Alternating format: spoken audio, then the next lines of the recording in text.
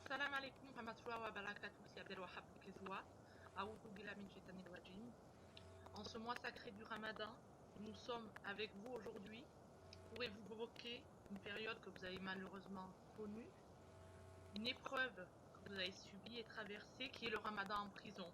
Il nous a semblé aujourd'hui, à nous, militants du Fils exilés en France, important de diffuser ce témoignage, alors même qu'à travers le monde, en Égypte, en Palestine, mais également en Algérie, des militants et des frères sont emprisonnés injustement. Ils vont passer cette période du mois sacré en prison. Donc vous allez nous raconter l'expérience que vous aviez eue du Ramadan en prison.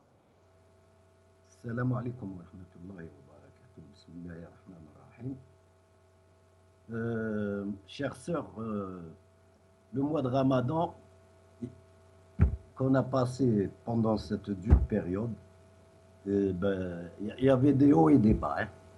Il y avait de bonnes choses et de mauvaises choses, et des choses cruelles. Donc, j'aimerais commencer par les bonnes choses. Donc, pendant le mois de Ramadan, la première semaine, je me trouvais dans la caserne des Pins maritimes de la garde républicaine, Hars al-Jumhouri, Ta'nadid Snowbar. Voilà. Donc, bien sûr, après tout un périple de torture, d'humiliation, on nous a orientés vers cette caserne, qui est une caserne de tri, si tu veux, pour après dispatcher les frères vers les camps du Sud. Donc, on était dans un hangar qui comprenait 8 box. Moi, quand on m'a amené là-bas, franchement, quand j'ai vu les frères dans les box, j'en revenais pas parce que c'était des centaines qui étaient là-bas. Je me suis dit, c'est pas possible, comment ça se fait, comment. C'était incroyable cette vision. Donc, bon, on faisait Ramadan, bien sûr. Et puis, je me rappelle, un soir, après le ftour, parce qu'ils nous ramenaient le ftour, bien sûr, de la shorba glacée, avec du pain rassis. Bon, on était en prison, quoi. On n'avait aucun privilège, on était insultés, on était maltraités.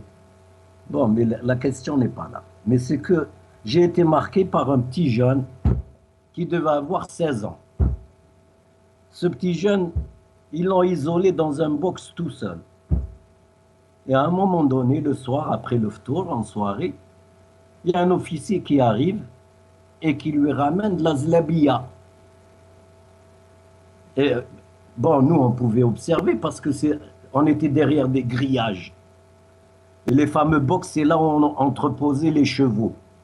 Parce que le Hars al-Jumhouri, c'est un truc où ils s'entraînaient, où la garde républicaine s'entraînait sur les chevaux et tout, et faisait des concours. Donc nous, on a remplacé les chevaux. Voilà. Et le frère de 16 ans, quand l'officier est venu le voir avec sa zélébia, il a dit au gardien, parce qu'il y avait plusieurs gardiens qui étaient en face de nous, qui nous braquaient avec leur calache, et je me demande pourquoi on n'était pas armés, on était emprisonnés. Bon. Il lui dit, voilà, je t'ai ramené un peu de zlabia. Et le frère, le jeune, il lui dit, oui, je te remercie beaucoup, mais est-ce que cette zlabia, est-ce que c'est un privilège, tu me l'as ramené qu'à moi, ou est-ce que tu vas encore ramener à tout le monde? Et l'officier lui a dit, non, je la ramène qu'à toi. Ah, il lui a dit, moi, j'en veux pas. Si tu ramènes à tout le monde, oui. Je la prendrai avec plaisir. Et honteux, l'officier, il est reparti. Le lendemain, on voit une voiture officielle qui arrive et un colonel en descendre, débattre avec les officiers, aller voir le commandant du camp.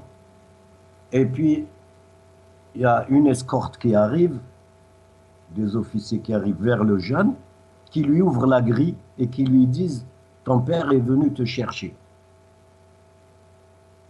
Voilà, tu es libre, ton père est venu de te chercher, il a intervenu pour toi. Son père était colonel de l'armée. Donc, le garçon sort et après revient. Et on l'enferme encore dans le box.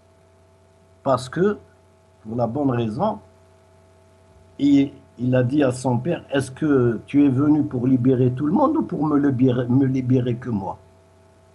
Le père il lui a dit, mais tu es mon fils, je suis venu te libérer toi. Il lui a dit, et mes frères alors, on va les laisser derrière nous, en train de souffrir là dans les cages?